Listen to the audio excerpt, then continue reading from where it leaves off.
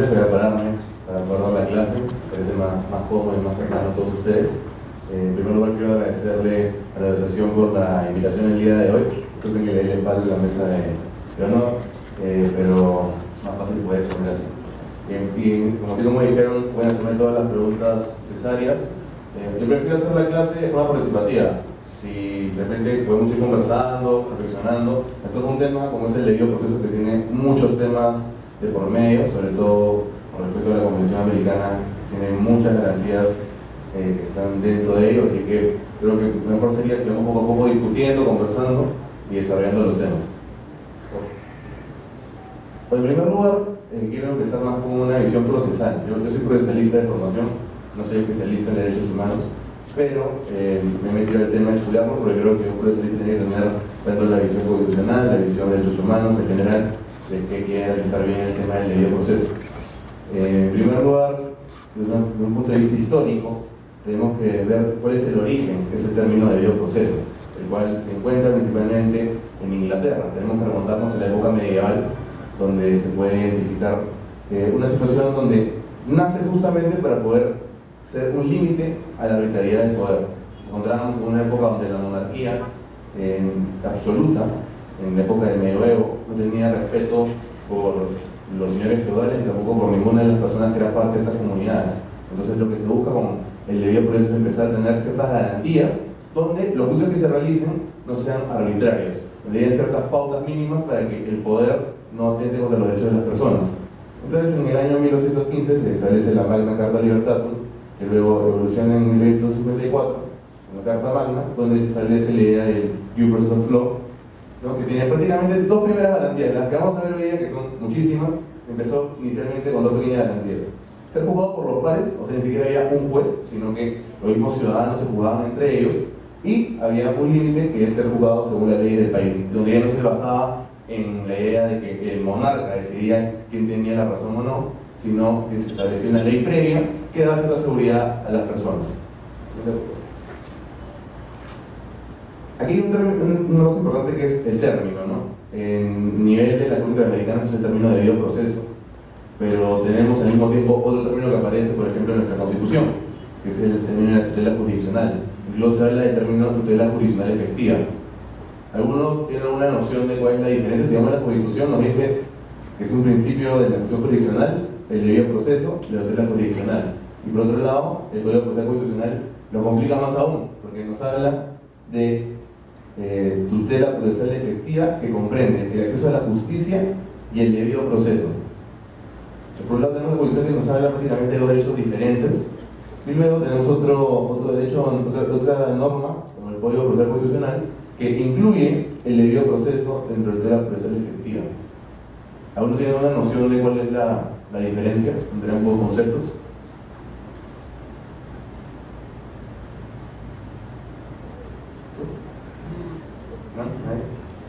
Bueno, en realidad hay muchas posiciones al respecto. Es uno de los temas, creo que a nivel procesal, donde la doctrina ha discutido muchísimo. Hice una revisión más o menos de las diferentes posiciones que hay a nivel doctrinal y encontré estas cuatro posiciones distintas, ¿no? Una primera posición que nos dice que el debido proceso es una manifestación del derecho a la tutela jurisdiccional efectiva. Una segunda posición que nos dice que primero opera el derecho a la tutela jurisdiccional efectiva, que estaría más relacionada con el acceso a la justicia, que luego viene el debido proceso, que son todas estas garantías relacionadas con el respeto dentro del proceso, e incluso dicen, y luego vuelve a aparecer la tutela jurisdiccional efectiva con la ejecución de la sentencia, que me parece un poco complicado, ¿no? Estar dividiendo por parte del proceso. Una tercera posición es que son lo mismo, que por no hay ninguna razón para estar discutiendo sobre el tema. Y una cuarta posición que nos dice que los elementos que son parte de la tutela jurisdiccional efectiva se encuentran dentro del debido proceso. Pero la pregunta es cómo determinamos, qué criterios podemos tener para poder diferenciar estos dos conceptos, ¿no? Debido proceso y tutela jurisdiccional efectiva. Yo basándome un poco en el texto del profesor Giovanni Priori, lo que nos dice es que en realidad la diferencia entre ambos conceptos se basa en su origen que se basa en dos tradiciones jurídicas distintas. Por un lado la tradición del common law y por otro lado la tradición del sistema romano-germánico. En el common law tenemos más, como ustedes sabrán, una construcción de la jurisprudencia con mucha importancia, donde el juez, a través de caso a caso, va construyendo la jurisprudencia y se van estableciendo la evolución de los derechos en base a cómo los jueces van determinando el derecho. En cambio, la tradición romano-germánica se basa más en la doctrina que va evolucionando y que eso finalmente se va traduciendo en un legislador que va estableciendo los derechos con el tiempo, ¿no? Donde ya el juez, cuando va a resolver, tiene una norma que previamente se establece, que puede ser en la Constitución, en la ley, en el reglamento, pero tiene una base para resolver. También, como no, nos basamos en un sistema de casos de precedentes donde va evolucionando los derechos. El debido proceso, como les dije, nace en Inglaterra y se basa en una tradición prácticamente del common law. Si bien encontramos ciertas nociones, por ejemplo, un ejemplo es cómo se tradujo también el debido proceso también en la Constitución norteamericana, cuando se dio la Revolución Americana, y también ciertas nociones también han sido establecidas, por ejemplo, en la Revolución Francesa. Pero, en general, de inicio podemos encontrar una distinción en cómo se definan ambos términos. El debido proceso nace en el common law y la tutela judicial efectiva nace más en el sistema romano-germánico, por un punto específico que es el que yo creo que es el que nos da la posición de por qué establecer mejor el término tutela judicial efectiva, el cual se encuentra en el hecho de cómo miramos el proceso, dónde está lo importante del proceso. Yo considero que lo importante es en ver la finalidad. El debido proceso busca más es hacer su énfasis en el instrumento procesal, en el instrumento en que las garantías se encuentren bien, pero no necesariamente en el resultado. La tutela judicial efectiva es un énfasis en que las personas tengan un acceso a la justicia y que posteriormente esa sentencia tenga efectividad realmente. Que realmente eso que el juez ha dictado con su sentencia se vea en la realidad. Es por eso que la tutela judicial efectiva es un derecho que tiene un fin de por medio que está muy relacionado a la justicia. En el debido proceso no tanto, el debido proceso más importa el instrumento que esté correctamente y a la justicia se le da después. Pero el día de hoy nos toca analizar el término de la visión de la Corte Interamericana. Y el término que siempre se ha usado normalmente es el de debido proceso para señalar las garantías que ahora les voy a explicar. En primer lugar, hay que hacer un análisis normativo a nivel internacional, más o menos cómo va evolucionando, porque prácticamente todos los instrumentos internacionales de derechos humanos contienen, han establecido la importancia del debido proceso, lo reconocen como un derecho humano que es realmente importante, ¿no? Inicialmente tenemos en el año 1948 una serie de instrumentos y una serie de evoluciones. Yo he hecho una línea de tiempo para que puedan verla. Siguiente, por favor. El primer instrumento que establece el reconocimiento del debido proceso es la Declaración Americana de los Derechos y Deberes del Hombre, donde, como pueden ver, se ha establecido de forma básica, ¿no? Prácticamente todas las personas tienen que concurrir a los tribunales para hacer sus derechos. Y bueno, también tiene un poco de lo que vamos a ver después con Oscar, que es el artículo 25, ¿no? Que sea un procedimiento sencillo y breve. Pero prácticamente no nos establece ninguna garantía, simplemente nos dice podrá concurrir a los tribunales. Parece un poco vacioso, ¿no? No nos establece exactamente qué significa. Podríamos decir que de esta manera se establecía la necesidad de acceder al proceso, el acceso a la justicia, pero realmente no tenemos más nociones de qué se tiene que asegurar en el proceso. Luego se da la evolución el mismo año, ¿no? Pero ya se establece un elemento más en la Declaración Universal de Derechos Humanos, que es que toda persona tiene derecho en condiciones de plena igualdad a ser oída públicamente por un tribunal independiente e imparcial. Esta norma tiene mayores alcances, ¿no? Realmente se establece el derecho a ser oído, que es el derecho a la justicia, pero ya se ve la importancia de acceder por igual, ¿no? La igualdad es, en general, un principio que se encuentra en nuestra Convención Americana, en los diferentes instrumentos, ¿no?, internacionales, el principio de no discriminación, y eso se establece también a nivel procesal. Pero también se establecen dos características principales de cómo debe ser el tribunal o juez: independiente e imparcial. Luego, siguiendo con los años, se implementaron unas garantías. La Convención Europea de Derechos Humanos incluye una nueva garantía que es el plazo razonable. Ello también es importantísimo para, justamente por los problemas que traía la falta de celeridad y que los procesos podían durar muchos años. Y el Pacto Internacional de Derechos Civiles y Políticos evoluciona y incluye una garantía más, que sobre todo se ve en la publicidad del proceso, ¿no? Que sean oídas públicamente, que hayan audiencias donde pueda asistir las personas y la sociedad. Y así llegamos a la Convención Americana, que es lo que vamos a analizar el día de hoy, donde prácticamente son dos artículos los que establecen las garantías procesales, ¿no? Lo que se considera el llamado debido proceso legal, el artículo 8 y el artículo 25. Yo me voy a centrar en el artículo 8, viendo cada una de las garantías que contiene. Pero primero tenemos que ver cuál es el ámbito de aplicación del derecho al debido proceso, ¿no? La Corte Interamericana ha dicho ya que el debido proceso no solamente se limita a aplicarse a los jueces, no se limita a los tribunales del Poder Judicial, sino que va más allá. El debido proceso es integral, tiene que alcanzar a todos aquellos poderes del Estado que tomen decisiones que pueden reconocer derechos o establecer obligaciones, sanciones para los ciudadanos.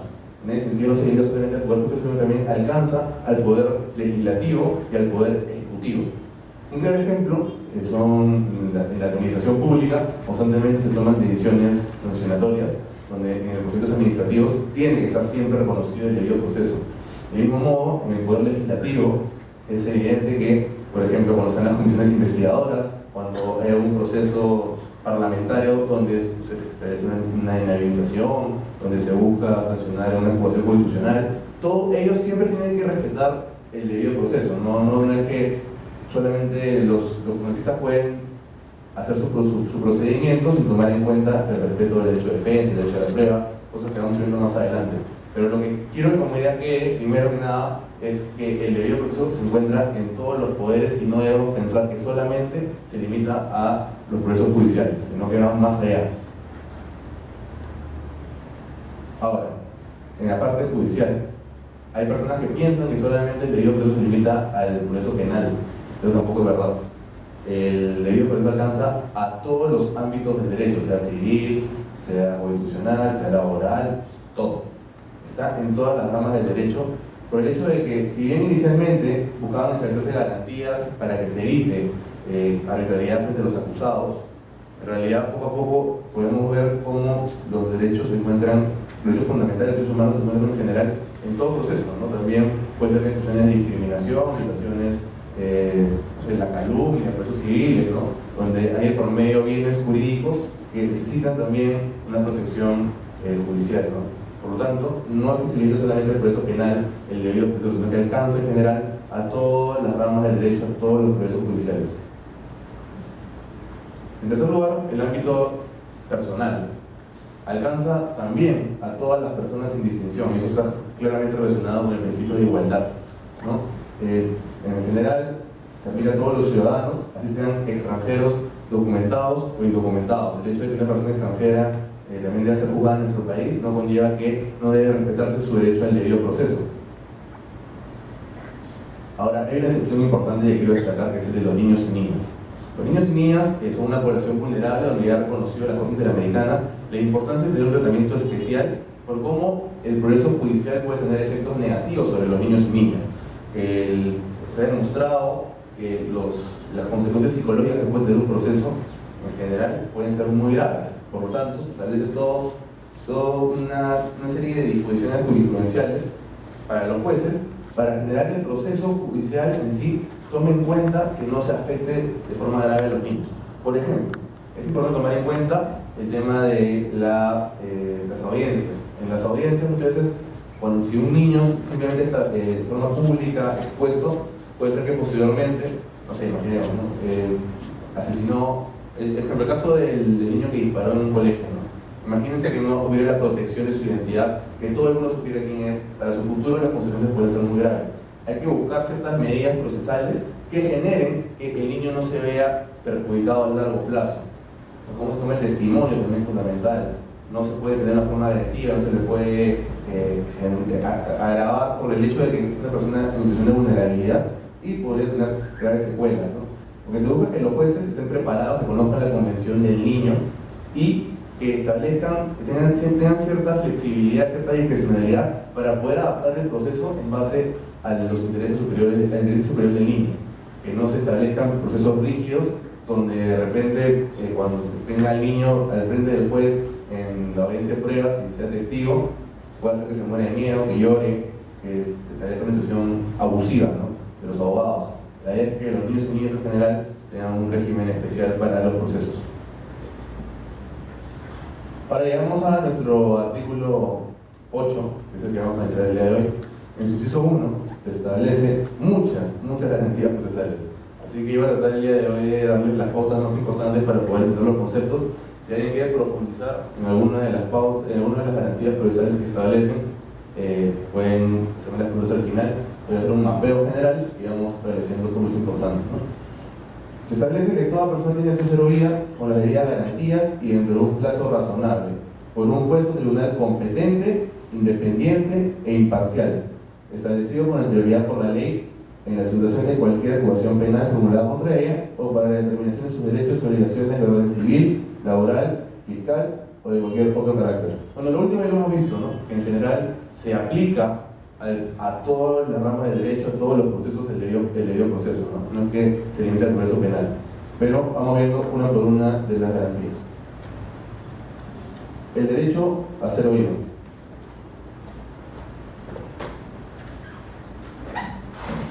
Tengo unos puntos y casos para ir hablando, que son varias cosas. Bueno, en general lo que se refiere a este derecho se refiere a la posibilidad cierta que tienen las personas de poder acudir a la justicia, ¿no? Prácticamente se traduce en nuestra Constitución en el acceso a la justicia. Y se ha establecido por la Corte Interamericana algunos límites, algunas barreras que no deberían existir para que se produzca una vulneración de este derecho, ¿no? En primer lugar, debemos evitar las tasas judiciales elevadas. Si tenemos tasas que van por encima de lo razonable, porque en general no debería el Poder Judicial estar lucrando con la justicia de las personas. En ese sentido, que tenemos barreras económicas para las personas que no nos permiten acceder a la justicia, estaríamos vulnerando el derecho a ser oído. Asimismo, cuando tenemos leyes de amnistía, ¿no? De autoamnistía del Estado, por ejemplo, tenemos una violación de un conflicto armado y a los militares se les decide que no se les va a juzgar, tendríamos también un límite para el derecho a ser oído, porque la persona que está visto violado sus derechos humanos no podría pedir justicia. En ese sentido hay que tomar en cuenta de que el acceso a la justicia, el derecho a ser oído, tiene una visión integral, donde en primer lugar tiene que haber un esclarecimiento de los hechos, un castigo de los responsables y se debe dar la posibilidad de buscar la debida reparación frente a la vulneración de derechos humanos. Por lo tanto, tenemos una primera garantía que es el poder acceder al proceso. Es lo básico. Tenemos un segundo derecho, como es el plazo razonable, que ese derecho sí tiene muchas cosas de por medio. Y es un derecho que importa muchísimo en nuestro país, sobre todo porque sabemos que en el Perú los procesos duran mucho, son larguísimos, ¿no? Duran 3 años, 4 años, hasta 10 años. Y en general tenemos el problema de que a veces uno quiere impulsar un proceso, y muchas veces el tema de la preferencia por el uno, que te cierran las puertas, después no te atiende, 1000 temas logísticos y muchos temas relacionados a falta de apoyo del sistema judicial para poder tener procesos más rápidos. Y muchas veces la tutela es de urgencia y se necesita una respuesta rápida de los jueces y no se tiene. Pues el plazo personal es muy importante. El plazo personal puede ser visto de dos perspectivas, de la visión del plazo máximo y el plazo mínimo. El plazo máximo está relacionado con cuánto dura el proceso, ¿no? El proceso no puede durar de forma infinita, no puede tampoco demorar en un plazo que se vuelva irreparable la vulneración del derecho que estamos tratando de proteger. Al mismo tiempo, un plazo mínimo relacionado a la necesidad de poder tener cierto plazo razonable para yo poder, por ejemplo, preparar mi defensa, para poder realizar lo necesario con mi abogado para preparar lo que vamos a decir en la audiencia de pruebas. Son dos formas de ver el plazo razonable. El artículo 8.1 se centra más que nada en el plazo máximo, cuánto dura el proceso. Ahora, la pregunta es, ¿desde cuándo empieza a computar el plazo? Hay gente que piensa que computa el plazo de cuánto dura el proceso judicial desde que se interpone la demanda. Y eso no es verdad. La Corte Interamericana ya ha dicho que se computa de las actuaciones previas, de las acciones administrativas. Desde que yo quiero ir a poner mi primer escrito, o sea, si tengo alguna barrera, por ejemplo, no me deja empezar en mesa de partes mi demanda, y estaría corriendo el plazo y habría posiblemente una vulneración del debido proceso. O sea, no es que desde que ya me admiten la demanda empiece el proceso. Desde las situaciones previas, si se requiere, ya tienen una protección. Igual en el proceso penal, desde que se da el primer acto, donde yo, por ejemplo, establezco mi primera declaración, sobre los hechos, ya estaríamos en una situación de limpieza del proceso. Y las garantías tienen que protegerse siempre. No podemos buscar dejar que parte del proceso no tenga protección de derechos humanos. ¿Y cuándo termina? Esto también es importante. ¿Cuándo creen que termina el proceso? Si le han pedido su colaboración, apoyo. En verdad no se vergüenza. ¿Un voluntario? ¿Se ejecuta la sentencia? Con la ejecución de la sentencia, ¿no? Hay gente que piensa con la emisión de la sentencia ya acabó el proceso. Cosa jugada, no, cuando se ejecuta, pero se ejecuta y el cumplimiento es efectivo. Cuando realmente tenemos los resultados que la sentencia establece. No nos basta simplemente con tener la sentencia publicada. Si no, realmente tenemos un papel que no tiene ninguna importancia, no tenemos ningún resultado en la realidad. Entonces, usted se mencionó que el caso se iniciaba dentro del proceso judicial desde el día A, o sea, el día 1. ¿Qué pasa con la operación previa que en algunas veces la persona víctima denuncia ante la policía o directamente ante la Ministerio Público? De ahí también no estamos hablando de qué pasa. También me parece que lo pongamos de ahí, porque en realidad todo tiene que verse de forma integral. No podemos tener huecos con respecto a cómo se dice el debido proceso, ¿no? En general, por ejemplo, todas las garantías que vamos a ver tenemos que pensarlas desde el primer contacto con la policía, con el Ministerio Público, de que me van a interrogar, porque imagínese usted que viene el policía y no le dice por qué lo está deteniendo, o no le dice cuáles son los hechos que se le imputan, y usted de repente emite una declaración confiado que es por otra cosa, y se utiliza en su contra ello, porque no supo usted cuál de que estaba acusado, no tuvo la posibilidad de hablar con su abogado. Todo tiene que verse de forma integral desde el comienzo. Ahora, hay una serie, hay un mito sobre cómo se establece el caso razonable, ¿no? A veces las personas piensan de que la corte o el tribunal en general, cuando van a analizar si se respetó el caso razonable, se ve con un plazo fijo. Por ejemplo, han pasado 5 años, han pasado 6 años ya, vulneración del plazo razonable. Tampoco es verdad, no es que se ve con un plazo fijo, sino que se tiene que analizar en el caso concreto si es que se ha vulnerado o no el caso razonable. Ahora, hay una serie de criterios que ha establecido la Corte Interamericana para poder determinar si se ha vulnerado o no el plazo. El primer criterio está relacionado con la complejidad del caso. En verdad, podemos verlo de rápido. La complejidad del asunto, la actividad procesal del interesado, la conducta de las autoridades judiciales y una cuarta que es la naturaleza de los derechos que están en juego en el proceso. ¿A qué se refiere la complejidad del asunto? Se refiere a, en realidad, lo necesario para poder dilucidar los hechos, las pruebas que están de por medio. Tenemos que ver esos criterios para poder ver si es que realmente es complejo o no es complejo. No se trata de ver tampoco si hay un montón de papeles, un montón de incidentes, no. Lo que hay que ver es que si los hechos que están de por medio, la necesidad de determinar la verdad, realmente tiene la necesidad de tener un plazo mayor. Y asimismo, también otro criterio que estableció la Corte, que bueno, a mí me parece que es discutible, es la pluralidad de sujetos. Cuando hay muchas personas que han intervenido, muchos testigos, puede ser que se demore más el proceso. Yo creo que igual con una diligente forma de ver el caso, o sea, yo establecería más en el tema de los hechos, ¿no? Pero ha hecho el énfasis la Corte de que la pluralidad puede generar que sea un caso complejo. Pero en general, tenemos que basar en términos objetivos como son la cantidad de pruebas y los hechos que tan complejos son para poder determinar o no la verdad del proceso. Un segundo criterio para ver si se ha vulnerado o no el plazo razonable está relacionado con la actividad procesal del interesado. Si yo, que estoy acudiendo al proceso, no impulso, no realizo realmente labores en favor de que el proceso se desarrolle, si al mismo tiempo obstaculizo por ejemplo, no voy a la audiencia de pruebas, no me pide el juez que colabore con juntar algún medio probatorio con la prueba de oficio, no lo realizo, constantemente genero dilaciones, yo no puedo acudir a la Corte Interamericana y decirle se va a vulnerar el plazo razonable cuando yo, que era uno de los responsables del proceso avance, no he realizado nada al respecto. Y un tercer criterio está relacionado con la conducta de las autoridades judiciales, ¿no? Lo cual se refiere a que el juez debe ser diligente, ¿no?, con cómo se tramite el proceso y debe buscar utilizar ciertos principios procesales como son, por ejemplo, la economía procesal.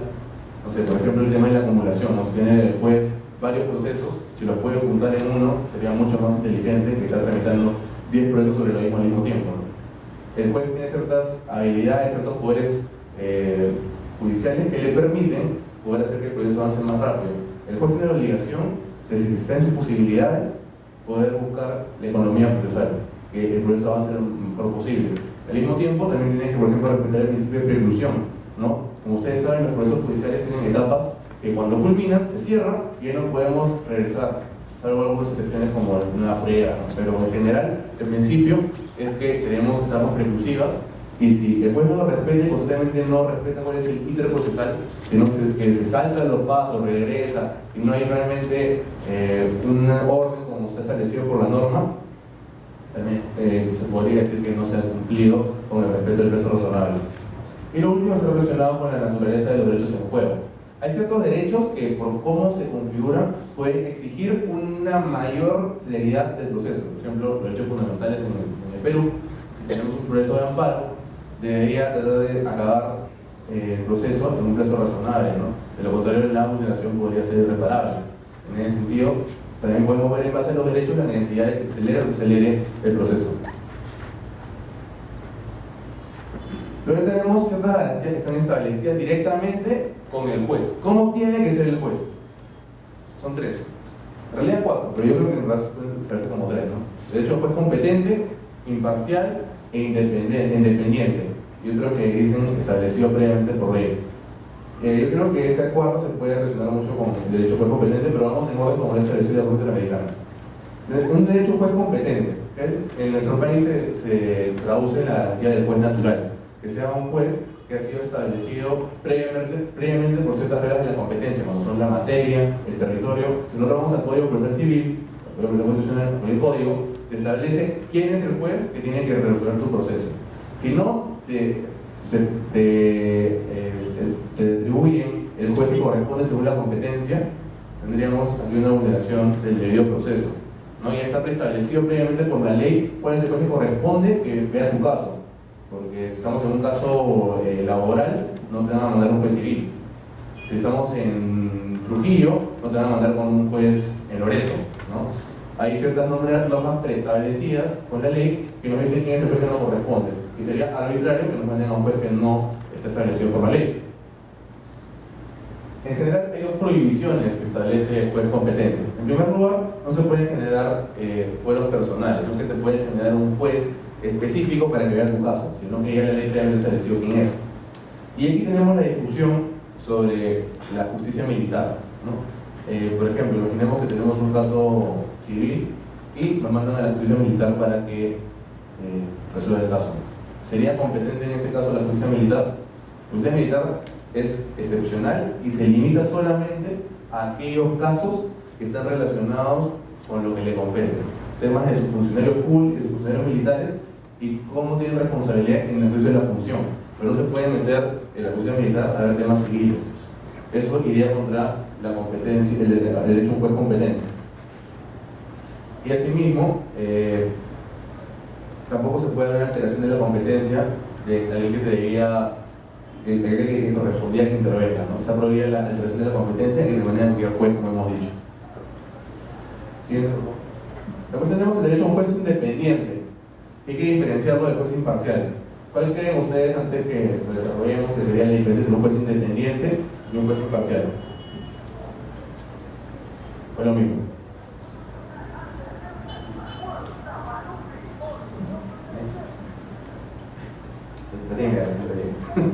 Ya.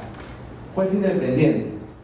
Juez independiente está relacionado con ver al juez en relación con los otros poderes del Estado, que no tenga influencia del poder legislativo o del poder ejecutivo en cómo realiza sus labores. ¿Por qué? Porque puede ser que, por ejemplo, el juez no me gusta cómo un juez va a resolver, o antes que resuelva yo lo quiero influenciar. ¿Qué podría hacer yo? Podría amenazarlo o destituirlo, o antes que sea juez podría ofrecerle: si me ayudas, si colaboras, puede ser que con eso te cojamos como juez y en tu nombramiento tenemos cierta preferencia. O podría ser que de repente, si votas en contra de nosotros, si depende del Poder Judicial, del Poder Ejecutivo, del Poder Legislativo, que se haga una ley donde se reduzca la remuneración de los jueces. Todo eso podría pasar. Todo eso podría conllevar que un juez, cuando decida, realmente no decida de forma independiente, lo cual genera de que debemos tener garantías que establezcan que el juez, tanto el juez como el Poder Judicial, como el sistema judicial en general, no tengan influencias, se vean de cierta forma limitados en sus decisiones por otros poderes. ¿Qué pasa de que un juez esté siendo militante en algún partido también vulnera el hecho de que es independiente? Ese estaría más relacionado con el siguiente que vamos a ver, que es la imparcialidad. ¿Ya? Aquí justamente queda una diferencia que están independientes, véanlo, relacionado con los otros poderes a nivel institucional, no con otros poderes del Estado. Pero también dentro del Poder Judicial. Si mi superior jerárquico, por ejemplo, yo soy un juez de juzgado, viene a la sala superior y me dice, vota sí, porque si no, vamos a dejar sin efecto tu sentencia en la apelación, te vamos a dejar como que no sabía resolver. El juez tiene que tener independencia de frente de sus superiores jerárquicos, de forma que pueda decidir libremente. Siguiente, por favor. Y aquí está la diferencia con el otro concepto, que es el de juez imparcial. El juez imparcial está relacionado al proceso en sí. Si queremos diferenciarlo más o menos, el independiente está relacionado de forma macro, ¿no? A nivel institucional. La imparcialidad está más relacionada a nivel del proceso específico. Que el juez no tenga ciertas preferencias subjetivas por ninguna de las partes. Por lo tanto, el juez tiene tanto una dimensión subjetiva como objetiva. La subjetiva es relacionada a que no tenga preferencia por ninguna de las partes y tampoco tenga prejuicios. Porque puede pasar de que el juez piensa de que tú le caes mal, ¿no? No sé, por ejemplo, tiene prejuicios racistas, tiene prejuicios homofóbicos, tiene prejuicios con ciertas clases sociales. Ese juez podría ser imparcial si es que cuando va a decidir se deja influenciar por esos sesgos, por esos conocimientos previos que tiene. Claramente no sería un juez imparcial. Al mismo tiempo tiene una dimensión objetiva que está relacionada con cómo también eso influye, así dice la Corte Interamericana, en la sociedad. El juez tiene que ser imparcial, pero además tiene que aparentarlo, así dice la Corte Interamericana. El juez tiene que generar en las personas, en la sociedad, una confianza de que ha votado de forma imparcial. Y al mismo tiempo no se puede basar tampoco en tener él mismo intereses privados. Por eso es que lo de los partidos políticos podría estar más relacionado con la imparcialidad, porque tú quieres favorecer a tu partido político, el juez tiene un interés de que ese partido político se vea beneficiado. Eso también sería una vulneración claramente del debido proceso al no tener una visión objetiva de cómo se resuelve el proceso.